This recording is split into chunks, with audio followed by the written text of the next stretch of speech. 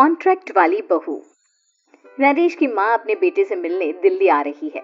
इस बात का पता चलते ही नरेश के दिल में हलचल मच जाती है। नरेश अपनी माँ के स्वागत की तैयारी में लग जाता है।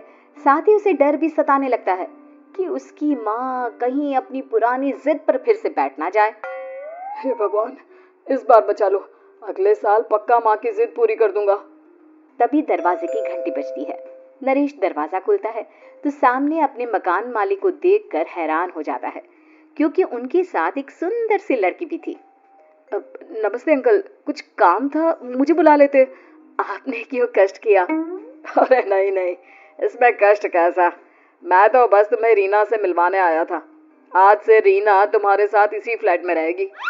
अंकल, कोई लड़का फ्लैटमेट नहीं है? एक अनजान लड़की के साथ रहना मेरे लिए थोड़ा अजीब होगा।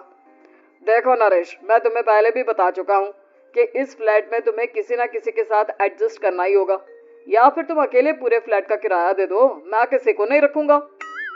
नरेश अपने मकान मालिक की बात सुन के रीना के साथ रहने के लिए तैयार हो जाता है, पर अंदर ही अंदर उसे ये बात खाने लगती है कि वो अपनी माँ को क्या जवाब देगा जब उसकी माँ रीना के बारे में उसे पूछेगी।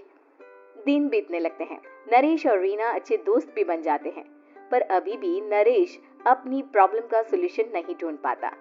एक दिन नरेश बहुत परेशान सा बैठा होता है। तभी रीना उसे पूछती है, क्या हुआ नरेश, तुम काफी परेशान लग रहे हो, सब ठीक तो है ना? हाँ सब ठीक है, बस एक छोटी सी प्रॉब्लम है। वो एक्चुअली 2 दिन बाद मेरी माँ मुझसे मिलने आ रही है। अरे तो इसमें प्रॉब्लम क्या है, ये तो खुशी की बात है। हाँ रीना, बट मेरी माँ एक जिद लेकर बैठ गई है कि मैं शादी कर लूं, पर मैं अभी इस चीज के लिए तैयार नहीं हूँ। ऊपर से जब वो तुम्हें देखेगी तो 100 सवाल करेगी, क्या जवाब दूंगा? अरे इसमें कोई टेंशन वाली बात नहीं है। मेरे पास ना इस प्रॉब्लम का सलूशन है, जिससे ना तुम्हें शादी करनी पड़ेगी और ना ही तुम्हारी माँ मेरे बारे में कुछ पूछेंगी। रीना की बात सुनकर नरेश सोच में डूब जाता है। वो सोचता है कि रीना खुले ख्यालों वाली लड़की है, कहीं माँ को सच बता ना दे। नरेश को सोच में डूबा देखकर रीना कहती है, अरे क्या हुआ, किस सोच में पड़ गए? डोंट वरी, जैसा तुम सोच रहे हो ना वैसे कुछ भी नहीं है। मेरे पास एक प्लान है। मैं कुछ समझ नहीं पा रहा हूँ, कैसा प्लान? मैं समझाती हूँ। हम ना एक कॉन्ट्रैक्ट मैरिज कर लेते हैं। फिलहाल मेरे पास जॉब नहीं है, तो तुम इस रूम का किराया दे देना जब तक तुम्हारी माँ यहाँ रहेंगी, सिर्फ तब तक। और तुम अपनी माँ से कह देना कि मैं तुम्हारी पत्नी हूँ, इससे वो मेरे यहाँ रहने पर कोई सवाल भी नहीं करेंगी। अरे बात तुम्हारी ठीक है, पर माँ से झूठ बोलना, ना ना बाबा, मैं ये रिस्क नहीं ले सकता। कोई और आइडिया दो ना तुम। देखो मंजूर हो तो बोलो, वरना सच बता दो, मुझे कोई प्रॉब्लम नहीं है। रीना की बात सुनकर नरेश सोच में डूब जाता है। बहुत सोचने के बाद जब उसे कोई रास्ता नहीं मिलता तो वो रीना के बताए हुए रास्ते पर चलने के लिए तैयार हो जाता है। वो रीना से बात करता है और अपनी माँ की पसंद और नापसंद के बारे में बताता है। रीना भी नरेश की सभी बातों को ध्यान से सुनती है, ताकि कहीं उससे कोई गलती ना हो जाए। आखिर वो दिन भी आ जाता है जब नरेश की माँ उससे मिलने दिल्ली आ जाती है। नरेश अपनी माँ को फ्लैट पर लेकर जाता है। जैसे ही नरेश की माँ फ्लैट के अंदर जाती है, रीना उसके पैर छू लेती है।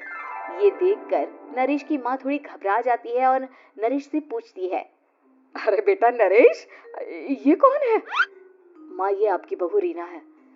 माफी चाहता हूँ, सब कुछ इतनी जल्दी में हुआ कि आपको बता ही नहीं पाया, इसलिए सोचा कि क्यों ना आपको सरप्राइज दिया जाए। अरे बेटा, मैं तो बस तेरा घर बसा हुआ देखना चाहती थी। हाँ, बहुत अरमान थे अपनी इकलौती बेटी की शादी को लेकर, लेकिन कोई बात नहीं, शायद किस्मत को यही मंजूर होगा। ये कहते ही नरेश की माँ रीना को गले लगा लेती है। रीना बेटिया, मेरा बेटा ना थोड़ा नादान है, पर तुम काफी समझदार लगती हो, और मैं जानती हूँ कि तुम इसका बहुत अच्छे से ध्यान रखोगी। माँ आप चिंता मत कीजिए, मैं सब संभाल लूंगी। नरेश की माँ अपने बहू और बेटे के साथ खुशी खुशी रहने लगती है। दिन बीतने लगते हैं। नरेश की माँ और रीना का रिश्ता बहुत मजबूत होता चला जाता है। वो दोनों सारा दिन एक साथ रहती और खूब बातें करती। इधर साथ रहते रहते नरेश और रीना भी एक दूसरे से प्यार करने लगते हैं। दोनों को इस बात का एहसास हो जाता है, फिर भी वो इस बात को छुपा कर ही रखते हैं। एक दिन नरेश की माँ और रीना शादी के बारे में बात करने लगते हैं। रीना बिटिया, ये तो नरेश ने मुझे बिना बताए शादी कर ली, वरना मैं तो अपनी इकलौती बेटी की शादी इतनी धूमधाम से करती कि सारी दुनिया देखती रह जाती। अच्छा माँ, आप ऐसा भी क्या करती नरेश और मेरी शादी में जो दुनिया देखती रह जाती? अरे बिटिया, एक माँ के अरमान तुम अभी नहीं समझोगी। मैं तो अपनी बहू को एक रानी की तरह लेकर आती और शादी भी बिल्कुल शाही अंदाज में करती, पर मेरे तो सारे अरमान ऐसे ही रह गए। खैर, मुझे तो अपने बेटे और बहू की खुशी चाहिए बस। ये कहते हुए नरेश की माँ की आंखों में आंसू आ जाते हैं। रीना भी ये सुनकर ख्यालों में खो जाती है, क्योंकि वो भी मन ही मन खुद को नरेश की पत्नी और उसकी माँ की बहू मानने लगी थी। शाम को जब नरेश ऑफिस से घर आता है तो रीना खुद को रोक नहीं पाती और नरेश के सामने उसकी माँ को अपने और नरेश के रिश्ते का सारा सच बता देती है। रीना की बात सुनकर नरेश की माँ दोनों से बहुत नाराज हो जाती है और घर वापस जाने की बात करने लगती है। तुम दोनों ने मुझसे सच छुपाकर बहुत ठेस पहुंचाई है मुझे। अब तुम लोगों के साथ नहीं रहना चाहती मैं, कल ही वापस चली जाऊंगी अपने घर। माँ, मुझे माफ कर दो, ये सब मैंने रीना के कहने पर ही किया है, वरना मैं भी आपको कभी ठेस पहुंचाने के बारे में सोच भी नहीं सकता। हाँ माँ, हमने ये सिर्फ आपका दिल रखने के लिए किया, प्लीज हम दोनों को माफ कर दीजिए। तुम दोनों ने मेरे अरमानों के साथ खिलवाड़ किया है, और वैसे भी मुझे अपने बेटे के लिए एक अच्छी लड़की ढूंढनी है, इसलिए मेरा यहाँ से जाना ही बेहतर होगा। माँ की ये बात सुनकर रीना खुद को रोक नहीं पाती।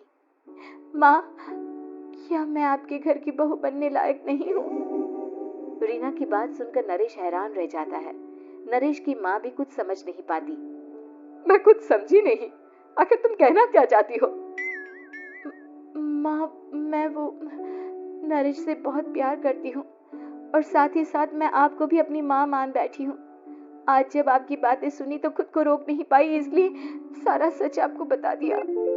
रीना की बात सुनकर नरेश की माँ की आंखों में आंसू आ जाते हैं और वो अपने बेटे नरेश और रीना को गले लगा लेती है। मेरे घर की बहू तो सिर्फ रीना बिटिया ही बनेगी। मैं आज ही तुम दोनों की शादी की तारीख निकलवा दूंगी, बस एक बार तुम्हारे घर वाले मान जाए। उसी दिन रीना के माता पिता भी उनके फ्लैट पर आ जाते हैं।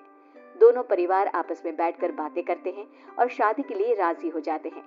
रीना भी कॉन्ट्रैक्ट फाड़ देती है और कहती है, सही मायने में मैं अब बहू बनूंगी, अब तक तो सिर्फ कॉन्ट्रैक्ट वाली बहू थी।